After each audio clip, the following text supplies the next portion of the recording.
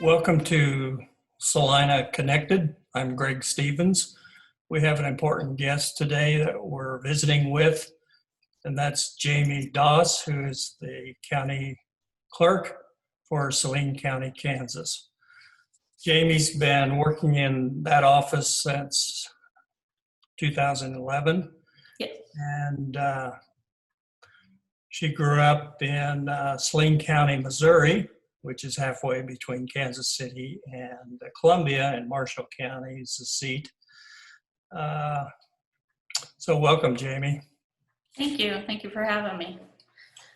Today's an important day. It's the deadline for candidate filing for elections for the primary. And how'd that go today, Jamie?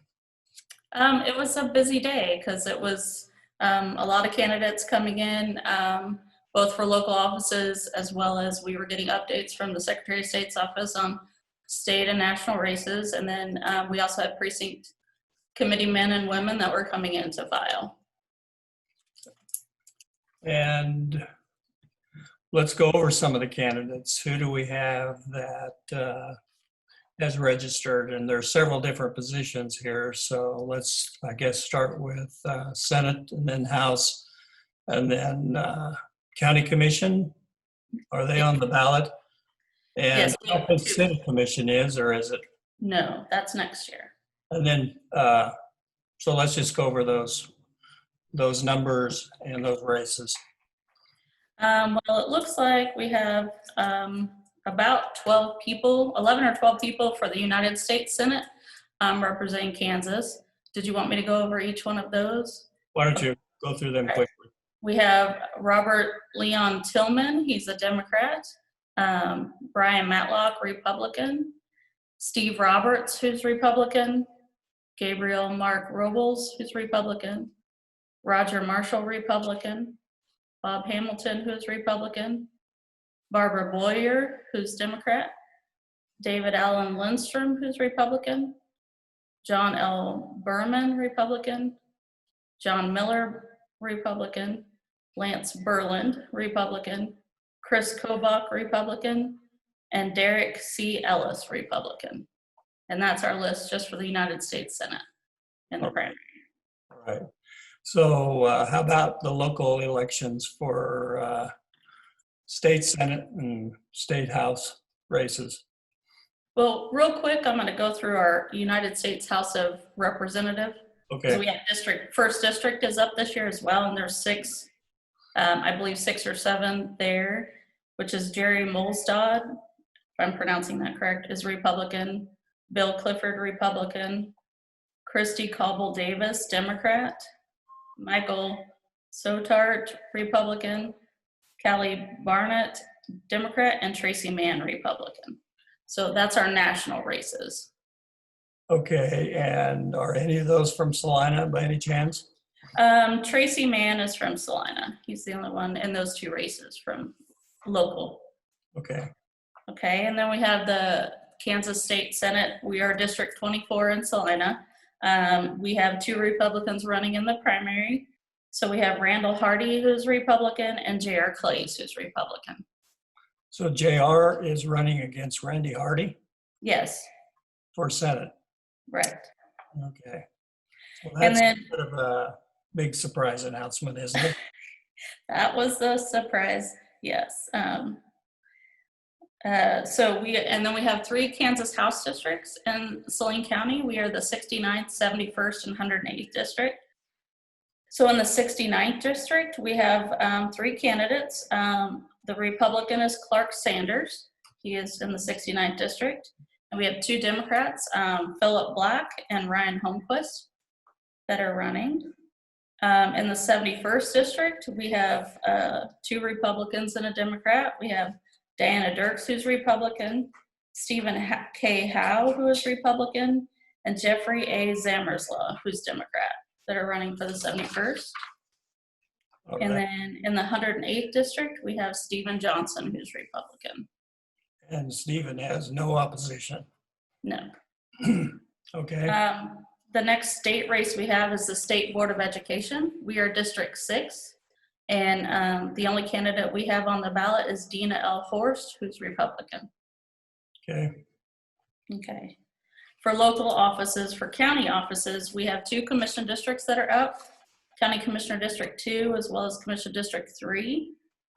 Commissioner District 2, we have Robert Vidrickson II, who is Republican, and he's running unopposed.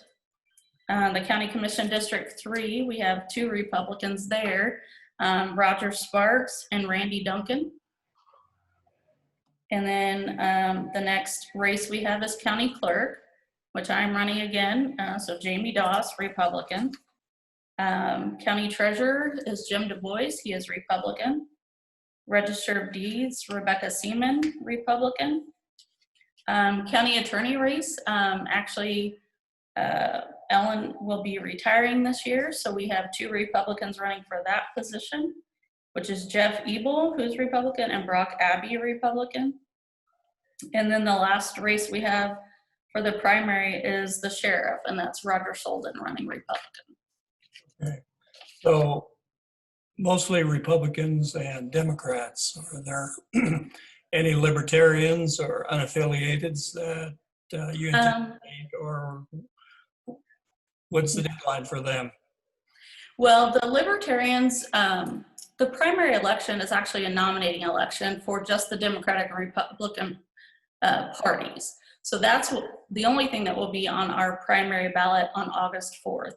November 3rd, we'll actually have every party on there. So we will have the Libertarians, because they caucus and submit their parties to the Secretary of State's office for their candidates. And then we will have anyone who is not affiliated with the party that wants to run unaffiliated or independent. Those kind of are one and the same in Kansas. Those will actually file, and they have until August 3rd to file. So what's the deadline to register to vote for the primary? The deadline, the books closed for the primary on July 14th. Today at noon was your last day to change your party, because it's at the same time as the candidate filing. So however you're currently registered is the ballot that you're going to get in the primary. So, and we're still processing those voter registrations, because we got quite a few of them. So we'll still be working those for a while. But July 14th is your last day to update your name or your address for the primary election. Any other candidates?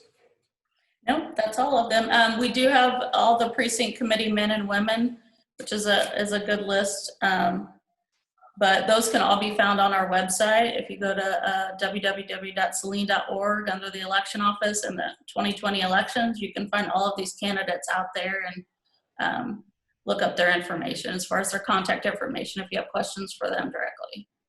Do you have any indication of whether the number of precinct men and women have increased or decreased for the R's or the D's? It looks about the same as what we normally have. Right now, we have 114 positions that are available both on the Republican and the Democratic side. The Democratic, we only had 15 people file for office. For precinct committee men and women, we had 48 of the 114. That's about what we normally run. However, and these are all actually elected in the primary.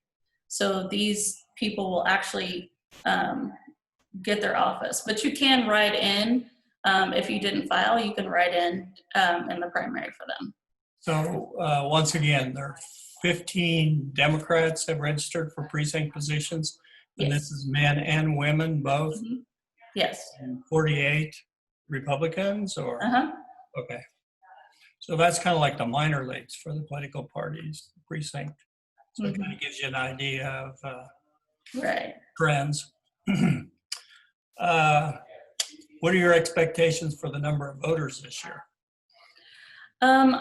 We have historically been about the same every primary and general election.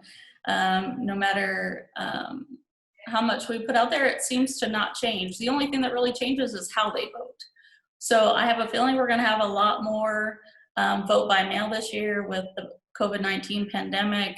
that feel more comfortable at home, and that's fine. We have that option available, and we have since the early 90s. So if you want to vote at home, you just fill out an application for each election, and we will mail your ballot to you. But we roughly get in the primary about 23% turnout, which is about 8,500 roughly for what we have. And then the general, we usually have about 63%. So that's about 23,000 roughly that we'll have come out this year. How many people are eligible to vote in Saline County? Right now, like I said, our numbers will change because we had a lot of voter registrations to work, but when I ran this report yesterday, we had 36,782 that are eligible to vote. All right.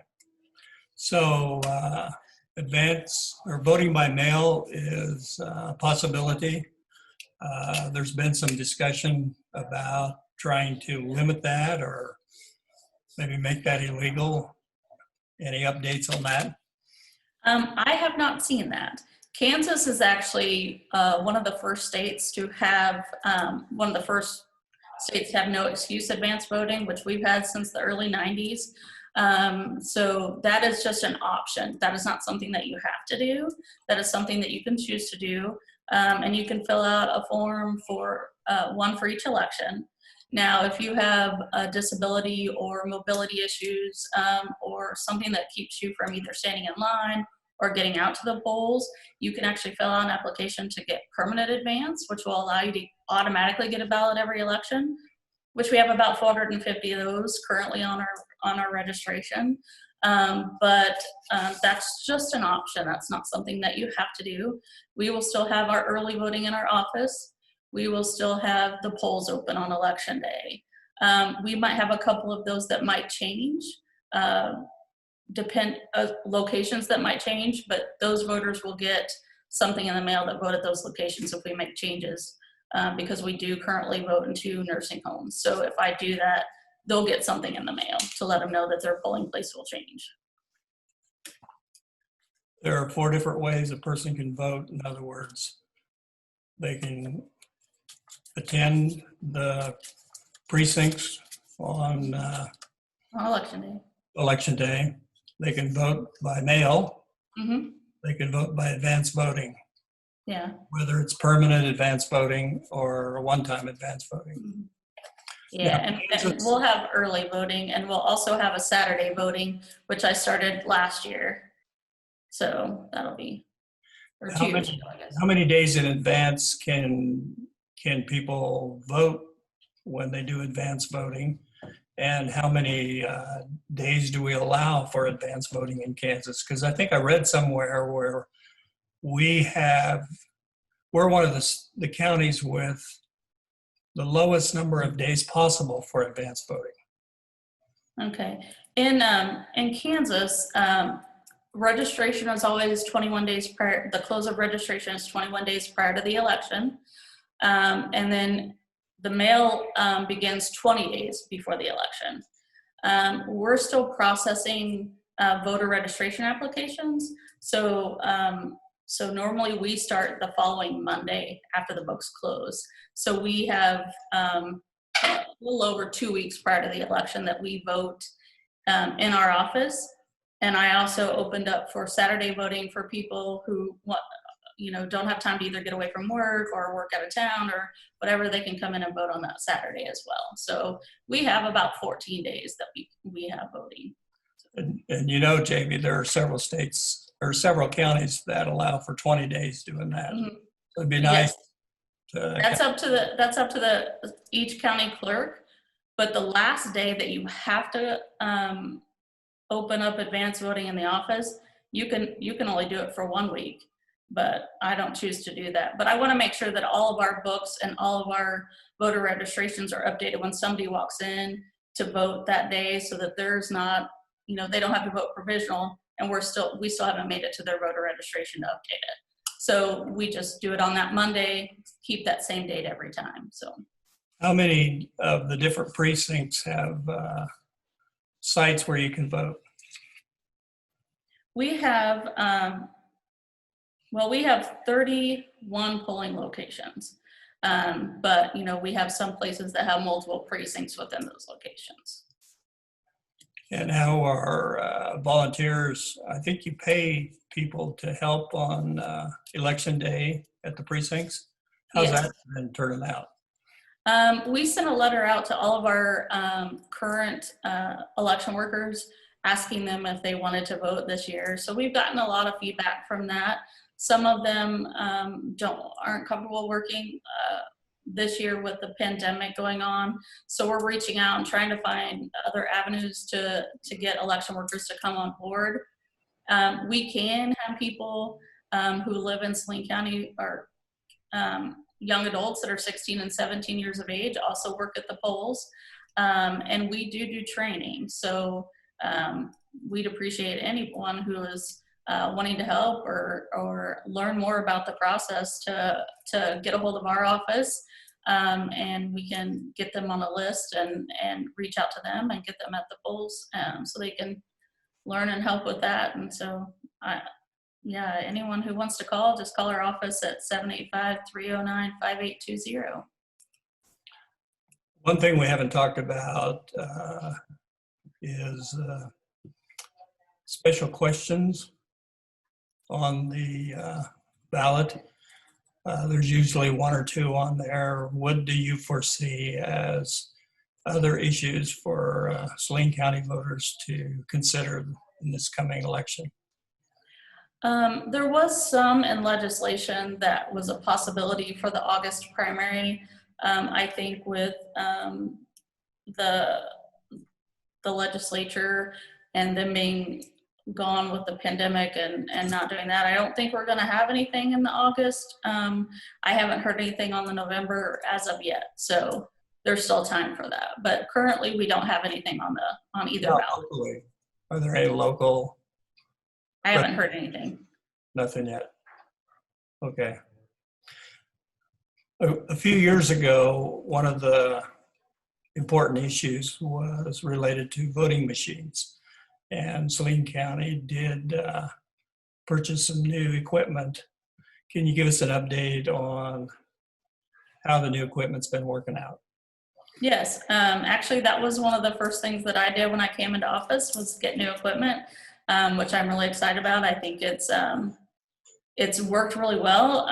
We actually have now we still have the touchscreen options for people. Obviously we have to have that both with ADA accessibility, and that's just what our county is used to. We've had that for a number of years, but the new equipment gives us a voter verifiable paper trail. So we have a ballot in hand that you put in the tabulator when you're at the polls, and then you can still vote on the pre-printed ballots that you fill in the ovals. So everyone gets a paper ballot either way. The nice thing about the new equipment is we have what's called precinct tabulators. It's a DS200. So if you fill out a paper ballot and you accidentally overvoted, it will flag it and let you know. It'll hold it there and give you an option of fixing that so that you have a chance to correct that mistake that happened on it.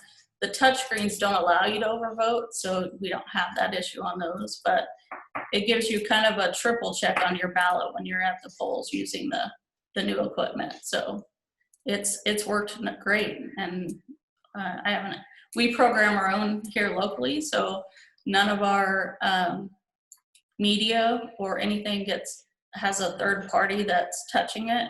It's just our office, and we always have two people programming together and doing everything together, so there's just not one person in charge of that. So it's worked well. We've been talking a lot about elections and questions related to elections.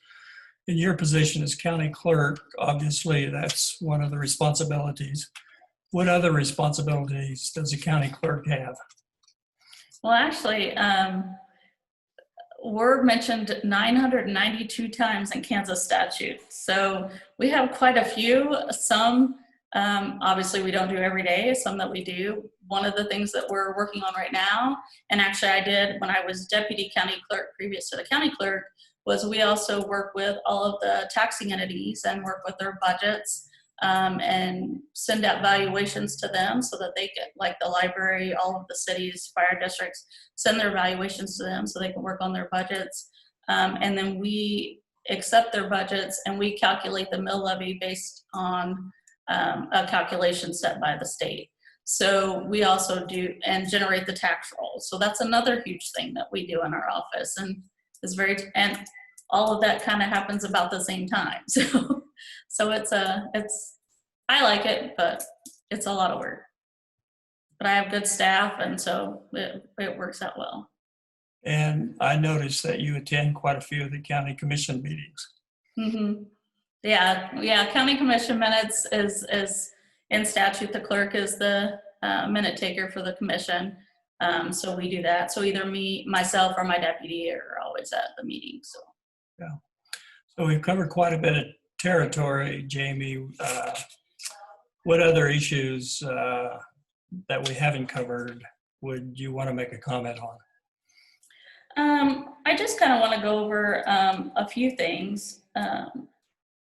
We have, like I said, we'll have just a few dates. If somebody's thinking about being an election worker, you can actually go out to our website under the election worker tab, and you can kind of look over what each position does at the polls.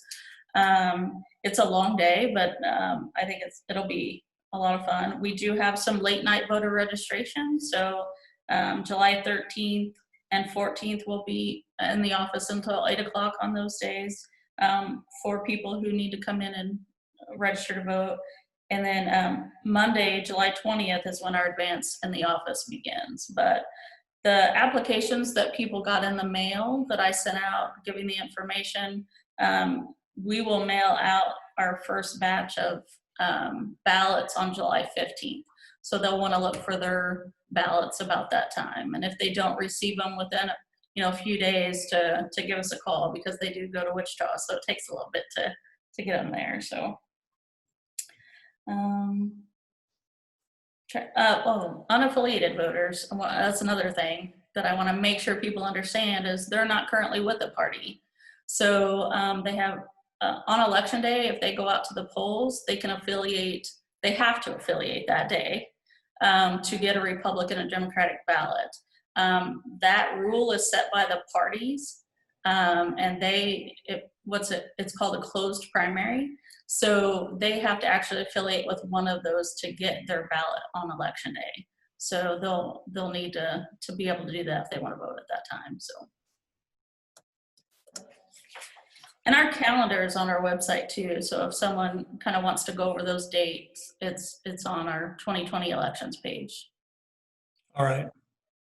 So I want to say thank you to Jamie Doss, Saline County Clerk, and you're watching Salina Media Connection. I'm Greg Stevens. Thank you.